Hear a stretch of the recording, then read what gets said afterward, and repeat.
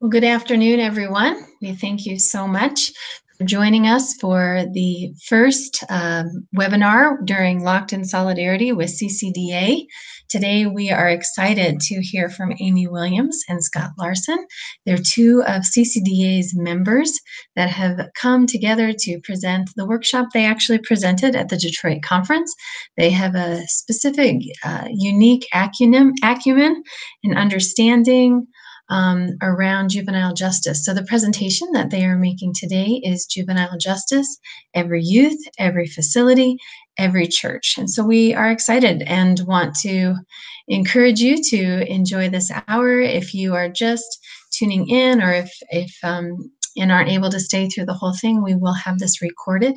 And so it can be a resource that is up on our website. But we're just grateful to be able to, here at CCDA, invite our practitioners into sharing what they know to help us better understand, specifically today, juvenile justice, but really feeding into the overall work that we as an association are committed to doing around mass incarceration. So I think we're going to kick it off to Amy Williams and let her take it from there. So thank you so much for joining us, and we look forward to hearing from you, Amy.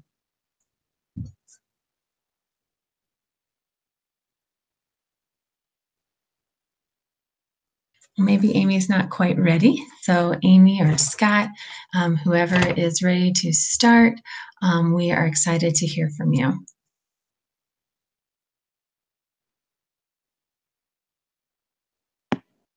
Hello? Hi, Amy. Oh, it's Michelle Warren with CCDA. We're so excited. Okay, well, I was already talking. Sorry. Exciting. No problem. Lots of great things. So I'm going to go ahead and turn it over to you because I don't think nobody tuned in to talk to me. So let us hear all of the good things that you have to share with our association. And again, thanks for being so generous with your time. Great. Thank you so much, Michelle. Welcome, everybody, to the Juvenile Justice webinar for the Locked in Solidarity Week, where we're just bringing attention to what's happening in the areas of mass incarceration and our criminal justice system and the responsibility that the church has in this area. I'm excited to be here with my friend and mentor, Scott Larson, and we have a lot to cover, so we are just going to go ahead and jump right into it. So I want you to take a look at these figures. 1 million, 500,000, 57,000, 1,400, 350,000, 30%. These numbers are incredibly crucial to the juvenile justice system and the things that are going on. There are currently 1 million children that are involved in the juvenile justice system. And 500,000 of those are currently detained or incarcerated, whether it's in a facility or a boot camp. 57,000 young people daily are arrested. And currently, there are 1,400 facilities that we are aware of across the country where these young people are being detained. Now look at this number. It is estimated that there are 350,000 churches in America, but only 30% of the juvenile facilities have a ministry, a church, or a faith organization connected to that. And that should break our hearts. That should break our hearts. And so we want to talk to you about what can we do about that to impact that. And so what I'm going to do is I'm going to talk to you a little bit about the school to prison pipeline.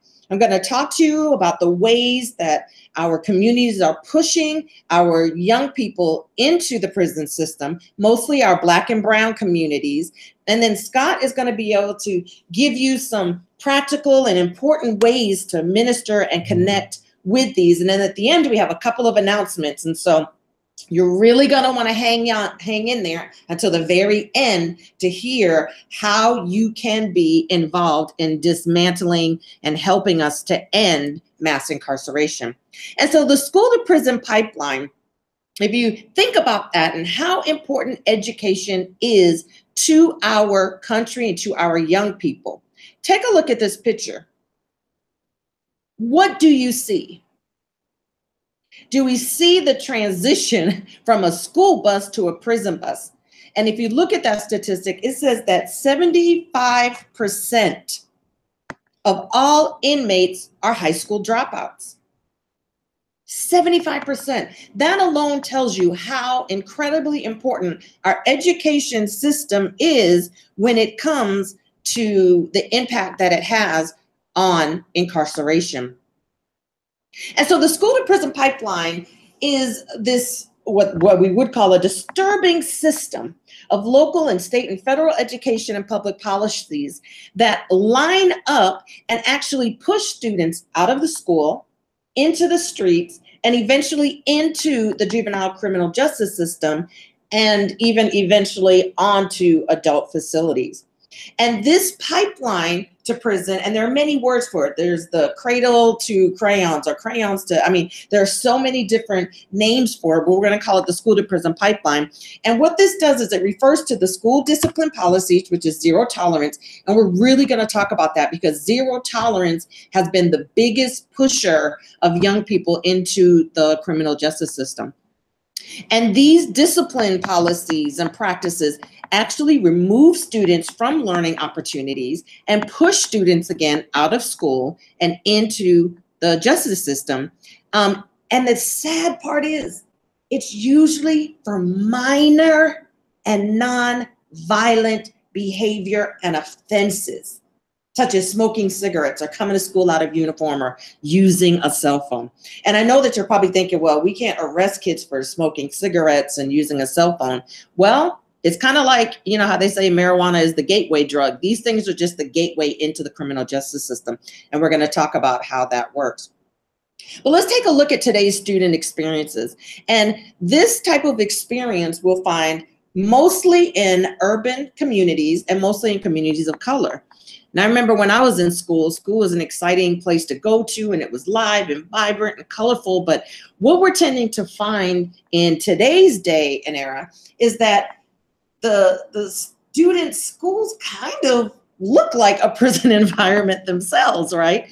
Because now kids come to school, they have to go through metal detectors. There's surveillance cameras all over campus. There are police dogs and armed guards. And now you don't have, you know, your guidance counselors greeting you. You actually have local police on your campus. And sometimes they, you know, do strip searches and it's just not the warmest kind of environment to walk into. You go into the schools and it's not colorful and there's paint chipping off the walls. And here in Chicago, there's a school where kids see rats and roaches. And I mean, it's just not a very inviting environment and kind of looks a lot like prison, right? And so a lot of this is due to cutbacks.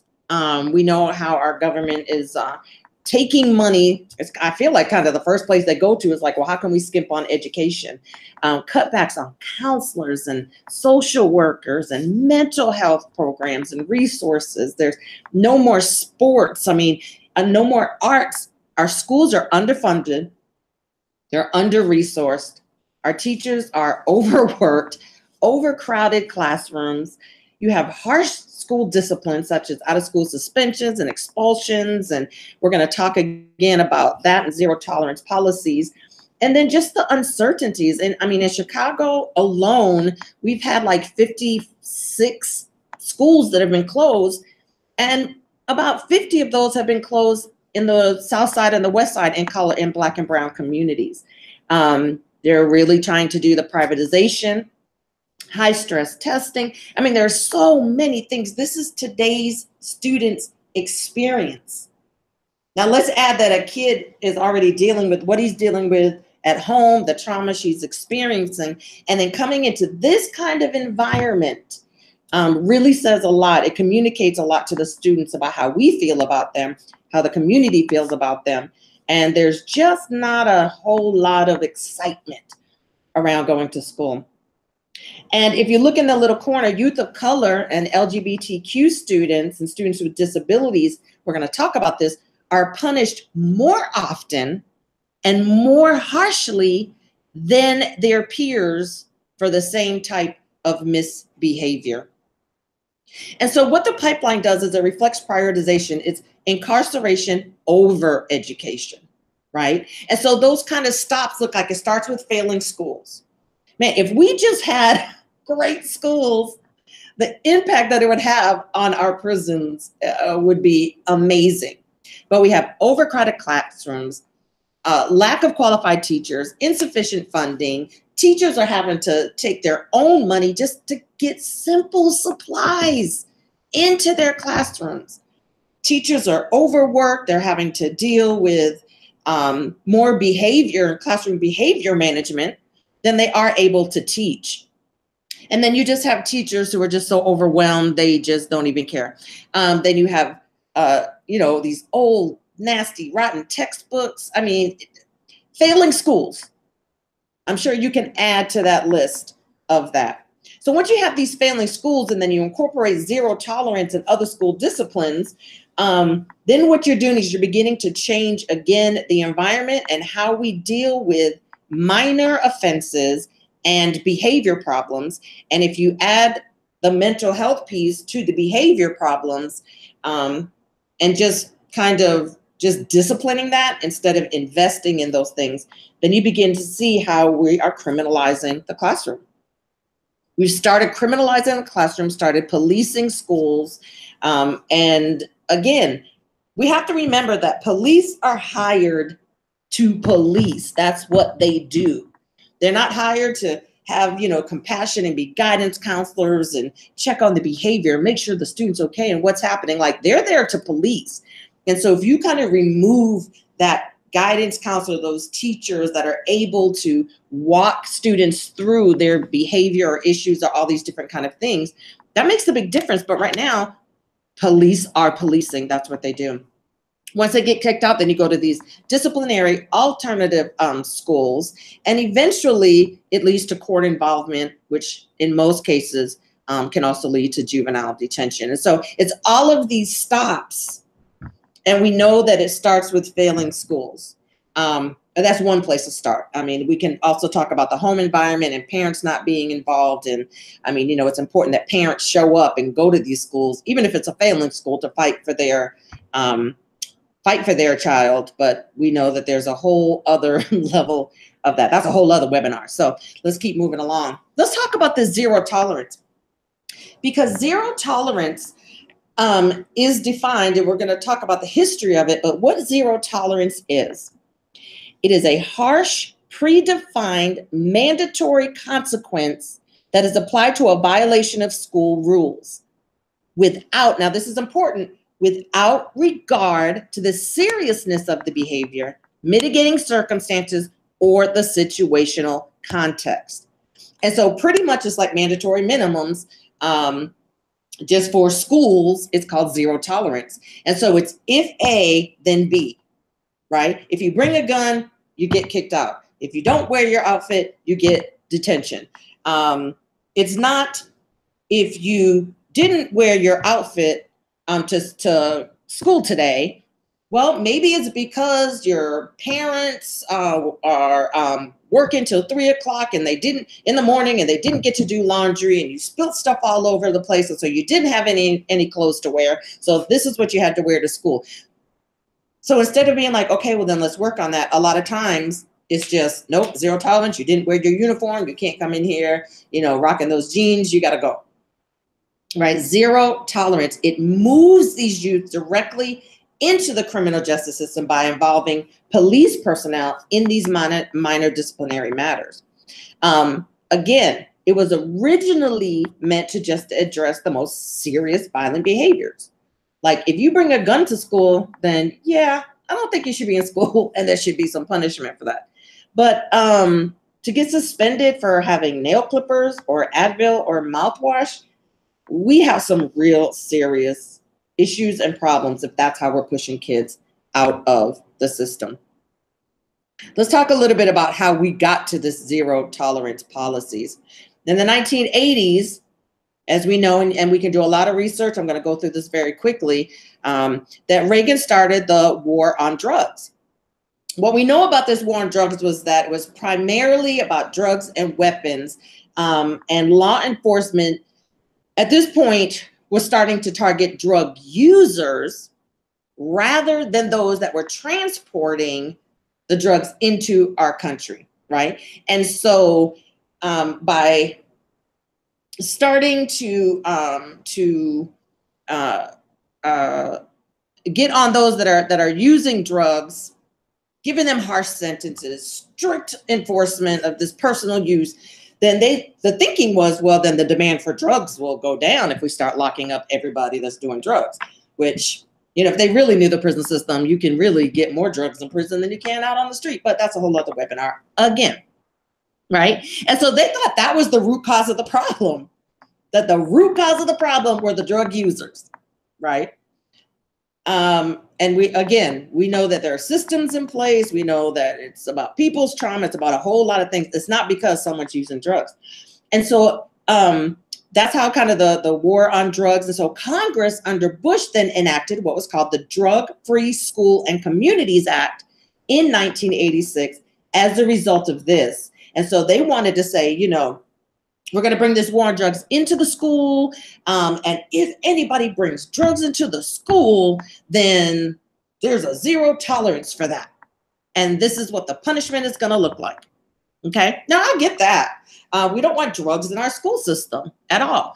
But the way to deal with this is not to incarcerate or lock up every kid that has a drug abuse problem, right? We know that this is a mental health crisis. This is a health crisis. We can't incarcerate away addiction. It just doesn't work, right? So then he passed that act. We're bringing the war on drugs into the school, and then Columbine happened in the 90s. What this did was that it resulted in this increased emphasis now on security, school security.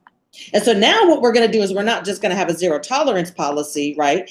During the Clinton administration, they decided that they were going to take it one step further, and they were going to have a safe and gun-free school act. And the zero tolerance for that became a one-year expulsion for students who brought a firearm to school. And this pumped federal departments of education and justice funding into all of these anti-violence programs. I'm cool with that again. But as you can see, we're criminalizing our students instead of creating alternative ways and methods to do that. And then James Wilson and John DiIulio coined the term that African American and Latino males are what are now called super predators. And this term alone, with this legislation, started fueling more policing of our Black and brown communities and our kids of color. This is what he wrote, The Coming of the Super Predator. And we're talking about, this is what they're saying, we're talking about kids who have absolutely no respect for human life and no sense of the future, and make no mistake, while the trouble will be, now pay attention to his language, while the trouble will be greatest in Black inner city neighborhoods. Boom. So they've already decided that the super predator term is going to be connected with our Black inner city neighborhood. Other places are also certain to have burgeoning youth crime problems that will spill over. Okay, notice that term. Now it's going to spill over, right? So it's not in all these other neighborhoods. These other neighborhoods are safe until it starts spilling over from Black neighborhoods, right? And inner ring suburbs and even the rural heartland. That's so pretty sounding, right? But listen to this quote. We're talking about our teenagers. They kill or maim on impulse without any intelligible motive. That's the language that they were using. The buzz of impulsive violence, the vacant stares and smiles, and the remorseless eyes. Now, again, they're trying to describe Black kids in inner city neighborhoods. They quite literally have no concept of the future. Again, they place zero value on the lives of their victims, who they reflexively dehumanize. Okay, all of you that are working with kids out there, how many of your young people fit this description? Maybe one. But they're saying, this is the coming of the super predator. Get ready for it. These Black inner city neighborhoods, and it's going to spill over into all these other kids.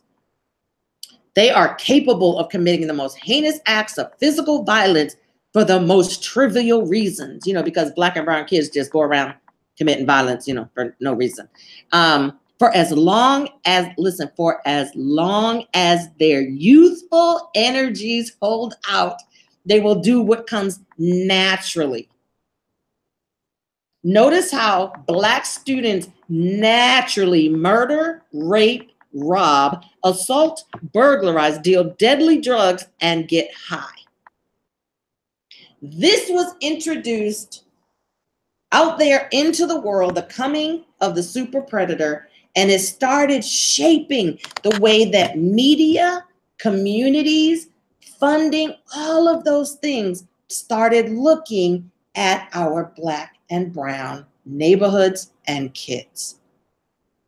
But if you take a look at the statistics, most of the young people that are incarcerated are in there for nonviolent offenses. And even if you go even deeper into some statistics, what you'll find is that if a kid reoffends, it's usually not because they've committed a new crime, it's because they violated their probation or parole, which sometimes is impossible to do. I've seen the list and I'm like, man, I'd probably end up back in jail too if I had to hold down all of these, mostly for nonviolent offensive. But our kids are getting these long sentences that impact them.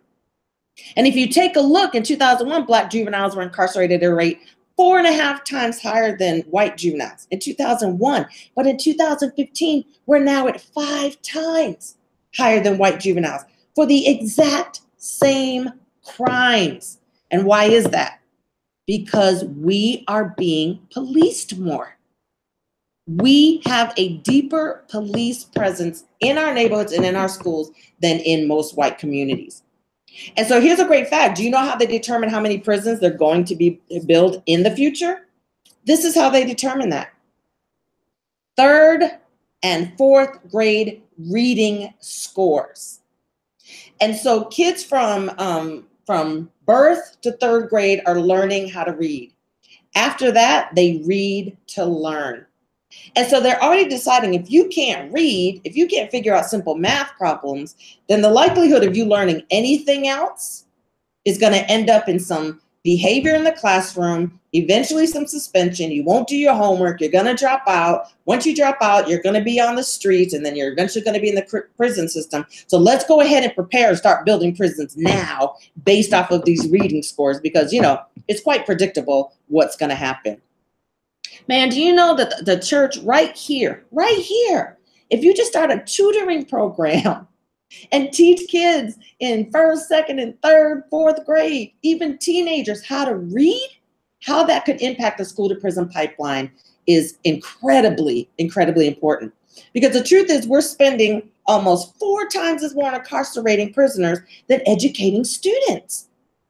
If you Google it, it will tell in your state how much you are spending to incarcerate one person. Or I think like in Illinois, it's like $65,000 to incarcerate one child, but it only costs $12,000 to send a kid to school.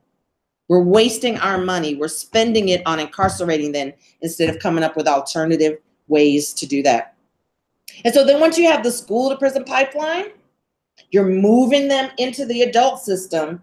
Then it creates and it moves them into what we call prisons for profit, where and the prison industrial complex.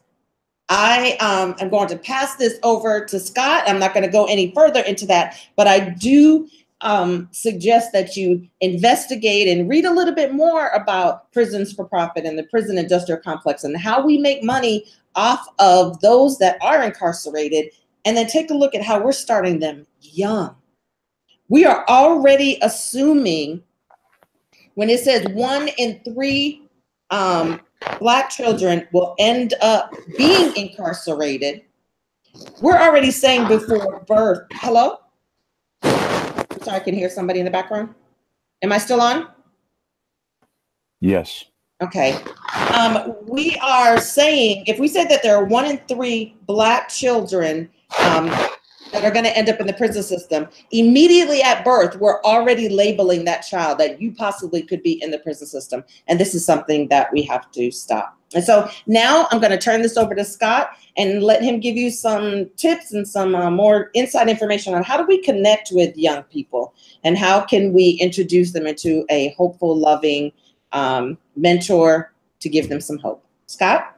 Thank you, Amy. That was awesome. You got me all going here. I want to break it down a little bit to who these kids are and how we would best integrate with them. And it's not like it's just a current thing. I think you can go all the way back to the scripture, as with everything. But the very last words Jesus speaks when he gives us this promise and command that we would receive power when the Holy Spirit comes on us and be his witnesses in Jerusalem, Judea, Samaria, and the ends of the earth. And I want to just think about what Amy has painted for us here. Really is this Samaria. It's the place that the larger society views as outcasts, problems. For Jonah, it was Nineveh. People that we despise, we hate, or we just simply aren't thinking about.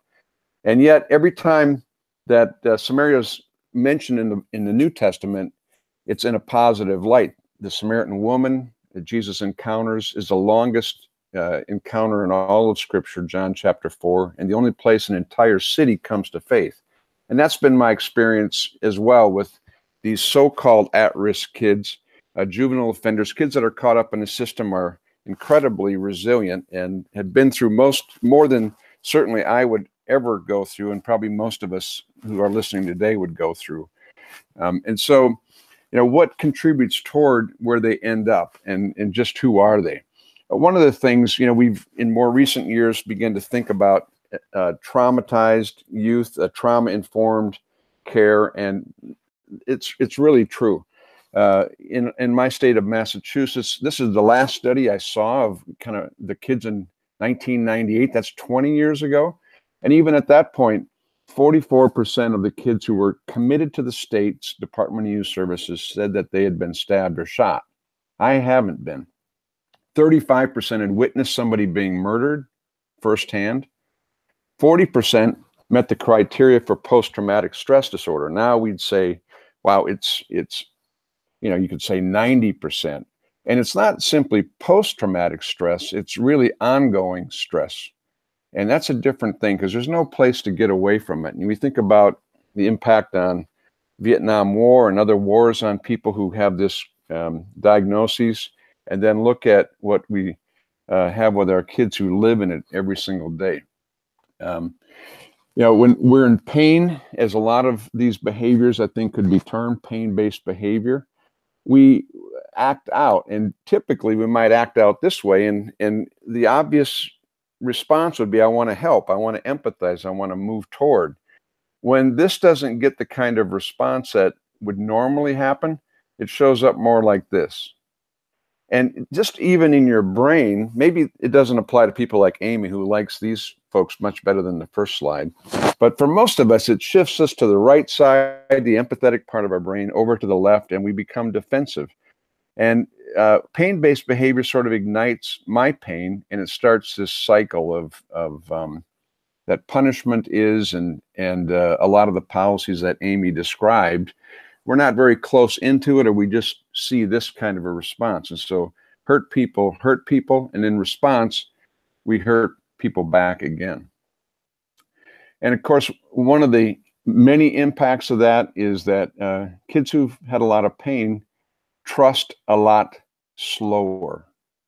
And as you can see in this chart, it looks like it's a long time before this kid in the red zone begins to trust at all or show any kind of trust. And the idea, makes sense. I'm going to hurt you before you hurt me, or I'm not going to set myself up again, as opposed to more needy kids, the green, who might trust quickly and then be burnt.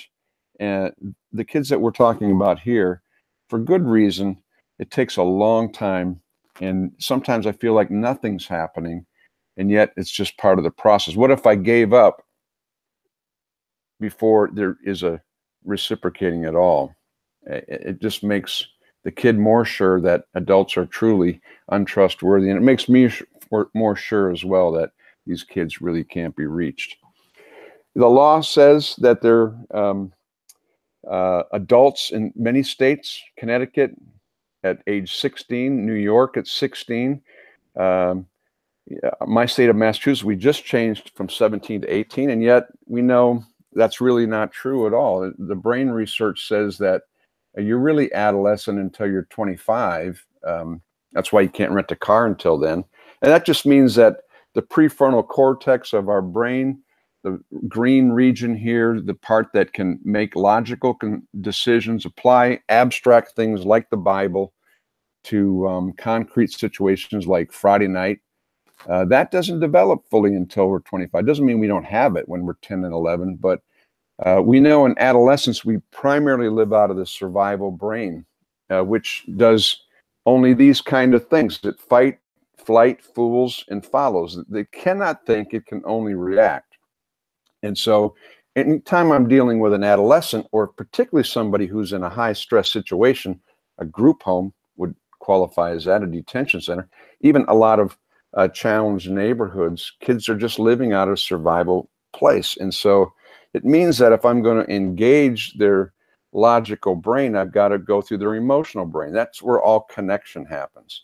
And connection is the key to working with anybody, but particularly the kids we're talking about. How do I connect with them? How do I set up a scenario where there's some sort of trust, the belief that I could be trusted? And I know for me as a white, could I say middle class, age 58 male?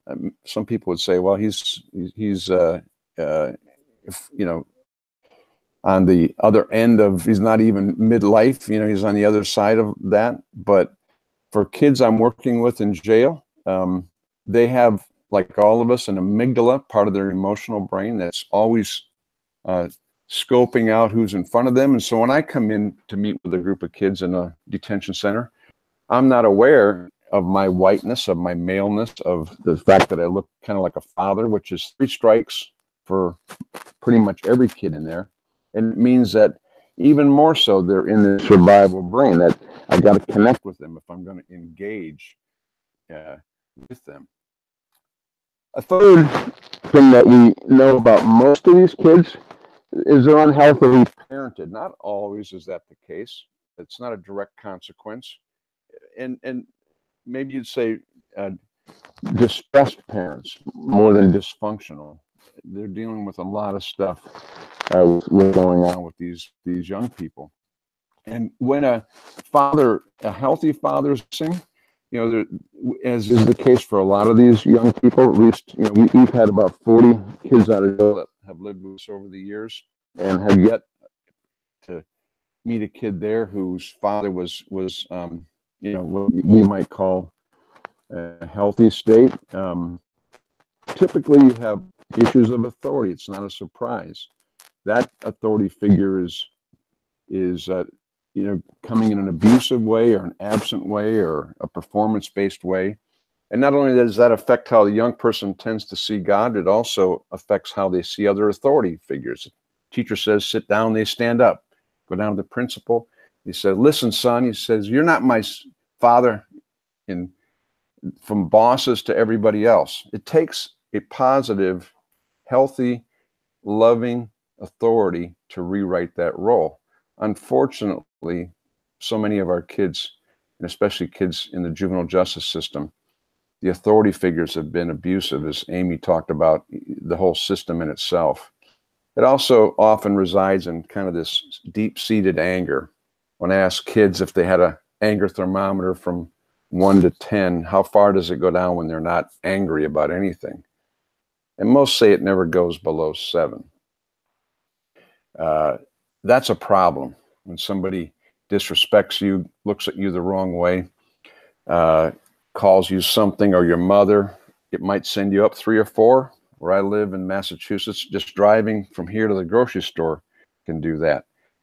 If I'm at a 2 or a 3, I'm now at a 5. If I'm at a 7, now I'm at a 10.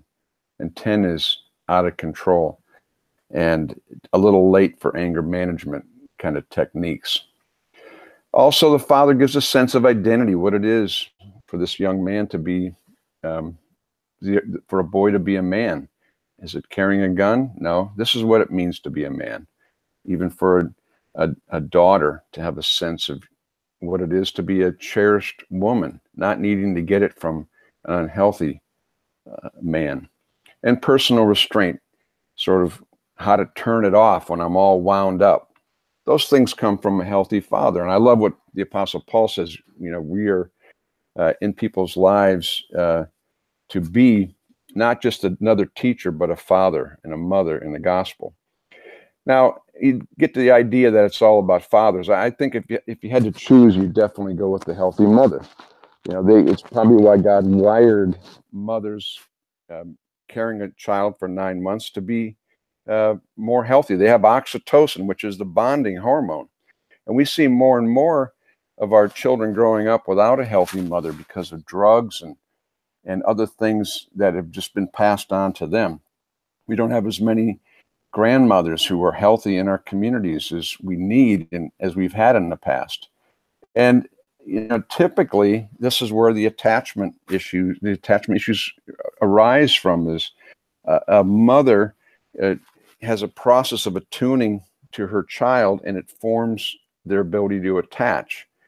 That's why in orphanages where children haven't been held, they have a lot of the reactive attachment disorders, which is more and more what we're seeing with young people who are caught up in this system. Stunted communication skills. Women have 5 times the vocabulary for talking about states of emotional being, feelings, in other words, than we men do.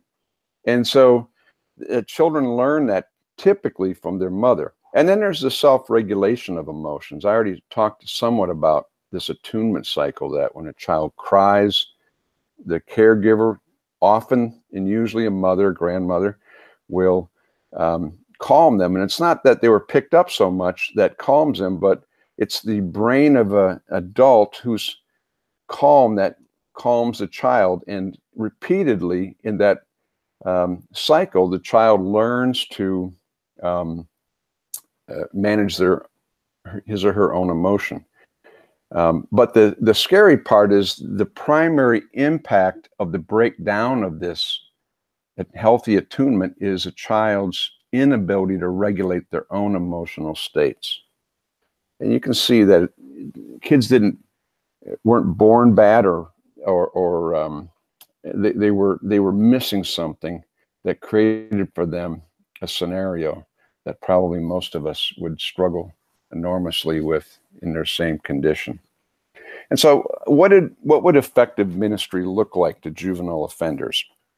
In the last 30 years that we've been doing this work, and I've seen just some things that seem to work. Kids and trends are changing all the time, but some things, go back a long way. The Apostle Paul, when he said you might have had 10,000 instructors in Christ, but you didn't have many fathers, I think he was talking right to where our biggest need is today. Fathers and mothers in the gospel. Tribal culture, typically, we don't leave it up to one biological father and a biological mother. That's the role of a community, aunts and uncles. We don't have as much of that today. And yet we are called, all of us, to be grandfathers, grandmothers, fathers and mothers in the gospel. And when we began to take boys into our home out of jail many years ago, 1990, it was that kind of a role. And we had high risk, you might say youth, 10 were in for gang murders, but we never had an act of violence in our home. And it was a family in the best sense of the word, and a privilege for all of us who were there. And then all these years later, you get to be grandfathers and grandmothers in the gospel. And not everybody's a preacher, not everybody's a rapper, a musician, an upfront person, but I think it's the call that we all have, is to be fathers and mothers in the gospel. I just found too, when we go into lockup, gathering in a discussion kind of a format is much more impactful than lecturing or teaching. We know that we only remember about 10% of what someone tells us. If we're in a discussion, we remember about 45% of it. There are more effective ways, having an experience together, for example. But if we're talking about habits, hurts, angers, fears, and we're in a discussion together, Jesus never gave an answer till people were asking a question. And that's what a discussion does. And we write curriculum for that sort of thing. And when we get to the point of, well, how many are here because of anger? And a great number raise their hand. Then we bring in what the answer is. Don't let the sun go down while you're angry. Or, the love of God constrains us. How does that impact our anger? It's also really important to bring in groups that represent the different cultures that are in these facilities, and Black, brown, Asian, white, and all the more powerful when we go in as a community that's cross-cultural. It speaks so powerfully to kids who even are often more segregated once they come into a facility. The gospel is that as well as the message that we bring. It's who we are in him. And from the beginning that we're thinking about aftercare, and aftercare is not primarily the youth group. That tends to not work real great, as most of us have had the experience of bringing kids out of this place into a church youth group. Their life experience is a lot further on than where kids are in there. And I think about what makes it work is having a stable adult, a father or mother in the gospel. We assume that we have an unstable youth, but then how do we make the location stable? A detention center is a stable location. That's why leading a Bible study there is relatively successful. A community is often unstable, whatever community that is, because it's hard to find kids when they're home. And so how do we more stabilize that leg? Be at a place where kids have to go or want to go, where there's jobs or they're in their community and we're with people from that community. And I'd say the last thing on here is just that if you're going to be in this work and it's pain-based work, I've got to be willing to engage my own pain. And I'm not very effective if I'm not able to do that. As Richard Rohr said, my pain will either transform me or I will transmit it. There's no other option. And I found that to be the case. There's always plenty to work on with what God brings up and exposes in me. And so I know in 30 years that some kids have been affected and impacted. I know all the more that I've been affected and impacted as God's had to work in me, and I've chosen for him to do that, hopefully more and more as the years go along, because my anger still gets erupted. Not maybe as much, but but still consistently. So I'm doing this kind of work. Amy and I want to invite you into a movement that she said in the beginning. Every youth in every facility, these million kids who are locked up across the United States every year, only 30% hear the gospel. And whose responsibility is that? It is ours. These are our children God's given us, the Samaritans in our culture often. And I think the ones where the key to revival is held up in them in a powerful way. And they will do things beyond what we can even believe. And that's just been my case. I've never seen them as problem kids to be fixed or as somebody who's in need of repair, but leaders who are often just leading in ways that are not really what they're formed for from before they were formed in their mother's womb. And much more powerful to sow a yes into them than all the no's that everybody's been trying to get them to say. What's in you? What's your dream? And when you can get into that conversation, things start to happen much more powerfully. We would like to invite you to go on to everyyouth.org. And even if you don't know what you would do, we do need you to be a part of this. If you're on this webinar today and you've stayed in this long, we know that you have a heart for this. And we've got about 45 organizations across the country. We want to have more as we roll out. And know now where these approximately 1,000 facilities are, and I'm sure one is near where you reside today, that have no presence of the gospel going in. And that may be the very thing that God's calling you to do.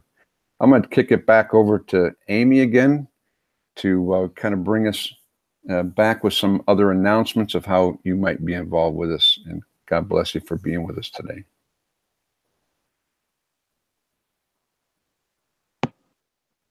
Thank you so much, Scott. You are hilarious. I love listening to you. Scott has been such a big, vital, important part of the work that I do in mentoring me. And he has so many amazing, great books. I own every single one of them. And yes, Scott, I have read them all. And so I would really encourage everybody to go to his website. We'll give it to you at the end and get those books. They are amazing. But I'm excited to be part of the Every Youth, Every Facility campaign. I think it is a great way.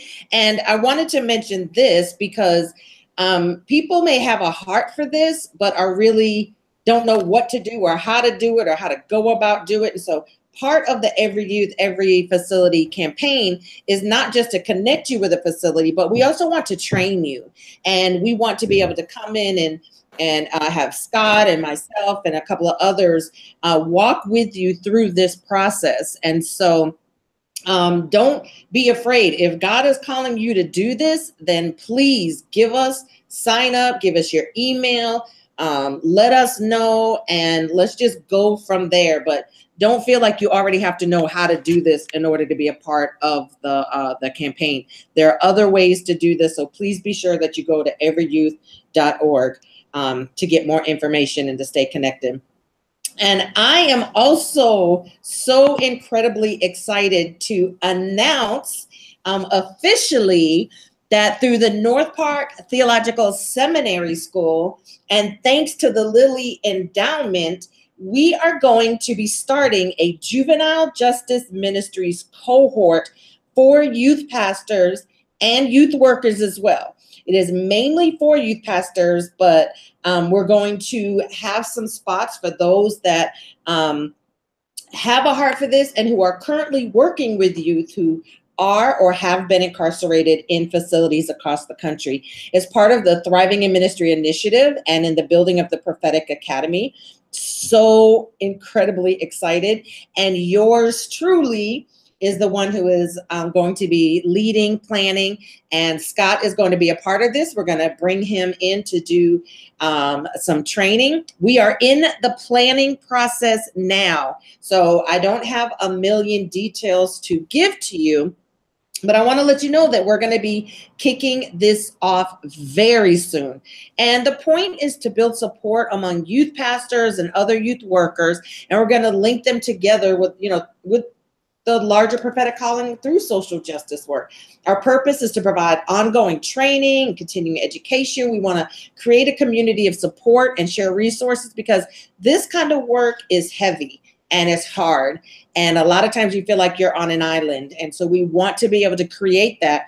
But what another intention is that we want to expand this. And so we're trying to create kind of a train the trainer model where we can train you to go back to your state and help others connect with other facilities that are in your state or in your city. And so very excited about that. There's a very small cost, which will just be your travel and lodging. We're working on scholarships for that as well. But this is what I would like for you to do because, again, we're in the planning process.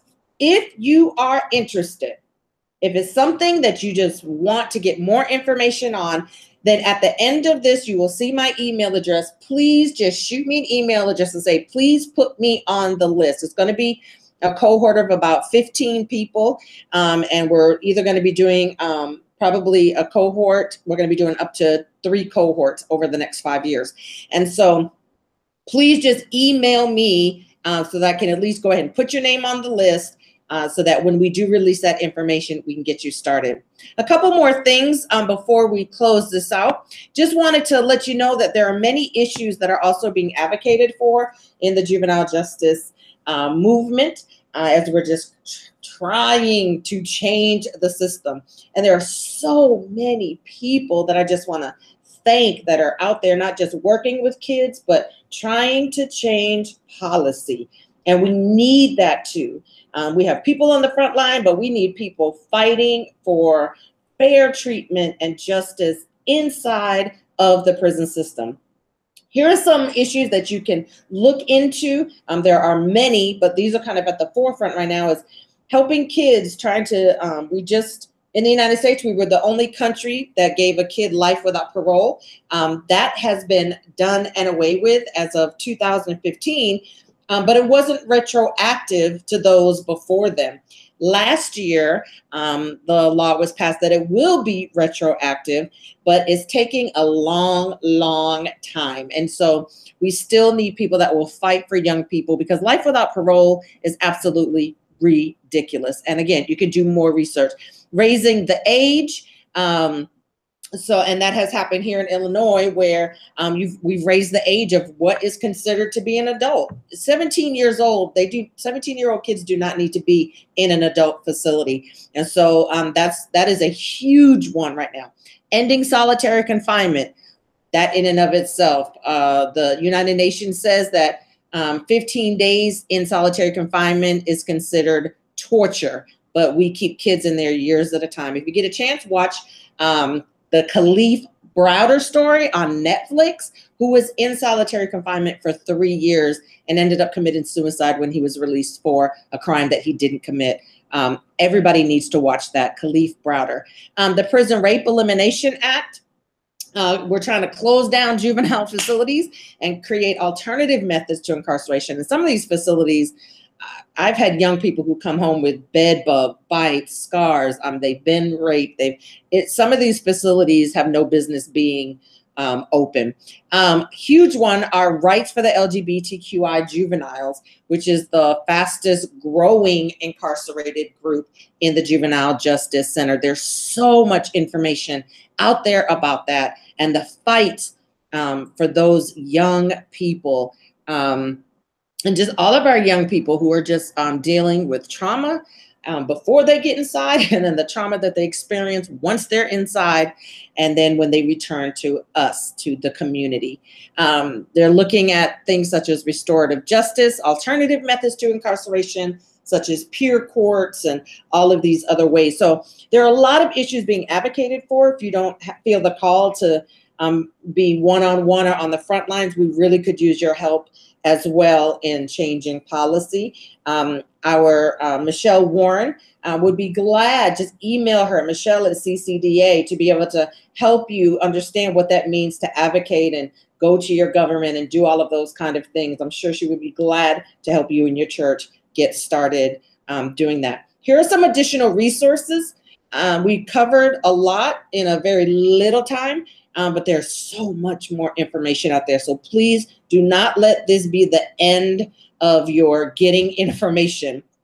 Straight Ahead Ministries, again, is with Scott and what he's doing. Tons of information, resources, and books. Please support that ministry and the work that they're doing in so many facilities across the country. My favorite is the Campaign for Youth Justice. And you can sign up for their e-letter, and they just send you information about what's happening in every single state across the country. And then October is Juvenile Justice Month. And so if your church or somebody would like to bring awareness in October by doing several different events, October is the month that we do that. And the Campaign for Youth Justice will help you and will send you all kinds of information to do that. Again, here are several others, and go to YouTube. Tons of videos, tons of documentaries, but there is information out there. And I would like to just put this out there. If you would like myself or Scott to come to your church or to an event, to lead a training, to speak on these issues of juvenile justice, or working and mentoring high-risk youth, we would be more than open and blessed to be able to come and do that. That's one thing that we'd love to do. is to equip and train other leaders who love these young people as much as we do, maybe more, and just be a part of this. We are in this together. These are our children. They're our babies. We are responsible for them. And so we as the church, it's time to really step up, be part of this movement, and bring hope into the lives of these kids, because I believe the next generation of pastors are going to be coming out of the justice system. They are returning back to us, and we have a responsibility to be there and walk life with them. And so this is how you can reach myself at ahopedealer.org. You can reach Scott at straightahead.org as well. And so thank you so much, Scott. Any last words? Thank you, Amy. Oh, you wrapped it up well. Thank you so much for being with us through this, everybody who joined us. And thank you to Michelle and Amy for the awesome work that you do. Yeah, well, it is great. Thank you so much, Amy and Scott, for all of your good information and your generosity and sharing it with us here at CCDA during it's our 5th annual Locked in Solidarity Awareness and Action Around Mass Incarceration. And you're right, there is so much in the youth arena and juvenile justice, but in the entire phenomenon. So it's hard to know where to move unless you're well informed. And I feel like you have been such a blessing to us because we have been able to be more well informed. So we thank you and just encourage everybody to continue to check out your organizations. I'll just put another plug in for everyyouth.org.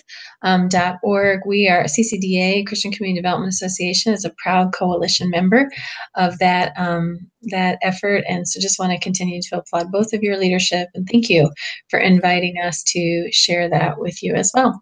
So I'll go ahead and just wrap up and say thank you so much, everyone, for joining us, and a reminder that we will be having another webinar. This year we have 2, and so our second webinar is tomorrow, February 8th at 1 p.m. Central Standard Time, and it is by one of our partners, our outside partners, Equal Justice USA, and we will be discussing trauma-informed responses to violence and EJUSA's Police Community Initiative. So just I hope you get a chance to join us tomorrow. As well as always, both of these will be housed as recordings on our website for resources to be used by others when they have time. So again, thank you. And this will conclude our webinar.